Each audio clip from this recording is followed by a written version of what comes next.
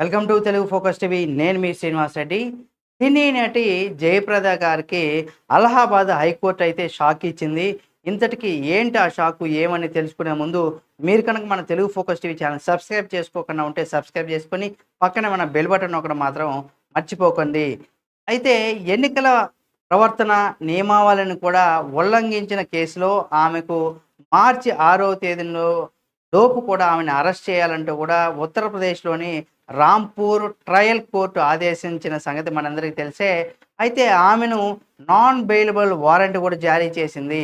అయితే తన పైన జారీ చేసినటువంటి నాన్ బెయిలబుల్ వారెంట్‌ని కూడా నిలిపివేయాలంటూ కూడా జయప్రద గారు అలహాబాదు హైకోర్టును కూడా హైకోర్టులో అయితే పిటిషన్ అయితే దాఖలు చేశారు. ఈ ఈ వ్యాజ్యాన్ని కూడా గురువారం రోజు జస్టిస్ సంజయ్ కుమార్ సింగ్‌తో పాటు కూడినటువంటి సింగిల్ బెంచ్ విచారించింది. జయప్రద గారు దాఖలు చేసినటువంటి పిటిషన్ కూడా కొట్టివేసింది. అంటే ఈ కేసులో కొన్ని కొత్త వాస్తవాలు, ఆహ్, పత్రాలతో పాటుగా కొత్త దరఖాస్తులు కూడా దాఖలు చేసుకోవాలంటూ కూడా, అలాగే పిటిషన్‌లో కూడా ఉపసంహరించుకోవాలంటూ కూడా అనుమతించాలనేసి కూడా జయప్రద గారి తరపున న్యాయవాది కోర్టుకైతే తెలిపారు. ఈ అభ్యర్థనను కూడా స్వీకరించినటువంటి కోర్టు ఆ పిటిషన్ కూడా ఉపసంహరించుకునేటువంటి అనుమతించలేదు. అంటే మేము ఉపసంహరించుకోమంటూ కూడా ఇక్కడ చెప్పడం జరిగింది.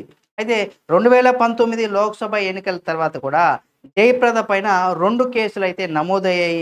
ఎన్నికల సమయంలో ఆమె రాంపూర్‌లో బీజేపీ తరపున ప్రచారం చేస్తున్నటువంటి జయప్రద గారి ప్రవర్తన నియమావళిని కూడా ఉల్లంఘించిన ఉల్లంఘించిందంటూ దానికి సంబంధించినటువంటి ఎన్నికల కోడ్‌ను కూడా అమల్లో ఉన్నటువంటి సమయంలో ఆమె రోడ్డును ప్రారంభించడంతో పాటుగా స్క్వేర్ పోలీస్ స్టేషన్‌లో ఆమె పైన కేసైతే నమోదు చేశారు. ఈ కేసులో రాంపూర్ జిల్లా కోర్టు ఆమెకు పలుమార్లు సమన్లు కూడా జారీ చేసింది. ఆ జారీ చేసినప్పటికి కూడా ఆమె కోర్టుకు హాజరు కాలేదు. దీంతో ఆమె పైన ఇటీవల నాన్ బెయిలబుల్ వారెంట్‌ను కూడా జారీ చేసింది ట్రయల్ కోర్టు. అంటే నాన్ బెయిలబుల్ వారెంట్ జారీ చేసింది ట్రయల్ కోర్టు. అయితే ఆమె విచారణకు హాజరు కాకపోవడంతో ఉత్తరప్రదేశ్‌లోని రాంపూర్‌లోని ప్రత్యేకమైనటువంటి కోర్టు ఆమెను పరారీలో ఉన్నట్టుగా కూడా ప్రకటించింది. అయితే ఈ వారెంట్‌ను సవాల్ చేస్తూ కూడా జయప్రద గారు దాఖలు చేసినటువంటి పిటిషన్ కూడా ధర్మాసనం ఏదైతే ఉందో అది కొట్టివేసింది. దీంతో 1974లో సినీ పరిశ్రమలో అడుగుపెట్టినటువంటి ఈమె 1976లో వచ్చినటువంటి 'భూమి కోసంలో' ఒక పాట ద్వారా కూడా ఆమె తెలుగు తెరపైన పరిచయమైన విషయం మనందరికీ తెలుసు. అలాగా మొదలైనటువంటి ఆమె సినీ ప్రస్థానం 2005 వరకు కూడా దాదాపు 3 దశాబ్దాల కాలం పాటు ఆమె సినీ జీవితంలో కొనసాగిందని చెప్పుకోవచ్చు. తెలుగు, తమిళ, కన్నడ, మలయాళ, హిందీ, బెంగాలీ భాషల్లో కూడా దాదాపు 300కు పైగా చిత్రాల్లో ఆమె నటించింది. 1986 జూన్ 22వ తేదీన సినీ నిర్మాత అయినటువంటి శ్రీకాంత్ నహాతాను కూడా వివాహం చేసుకున్నారామె. 1994లో తెలుగుదేశం పార్టీలో చేసి, అంటే తెలుగుదేశం పార్టీలో కూడా ఆమె జాయిన్ అయ్యి పార్టీలో రాజకీయంగా ఆమె అరంగేట్రం చేసింది కూడా తెలుగుదేశం పార్టీలోనే.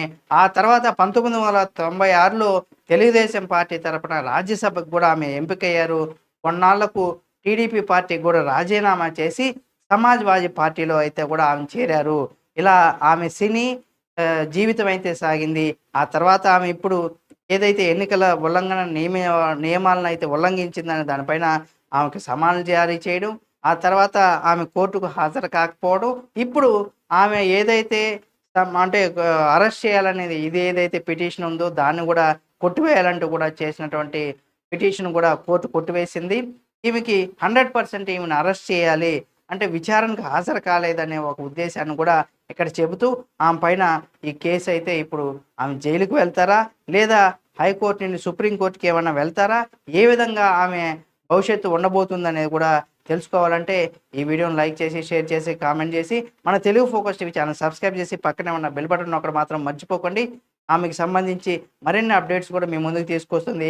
అలాగే ఆంధ్ర, తెలంగాణ దేశ రాజకీయాలను కూడా ఎప్పటికప్పుడు మీ ముందుకు తీసుకొస్తుంది మన తెలుగు ఫోకస్ టీవీ. కాబట్టి Telugu focus TV channel subscribe చేసి పక్కనే ఉన్న బెల్ బటన్ నొక్కడం మాత్రం మర్చిపోకండి.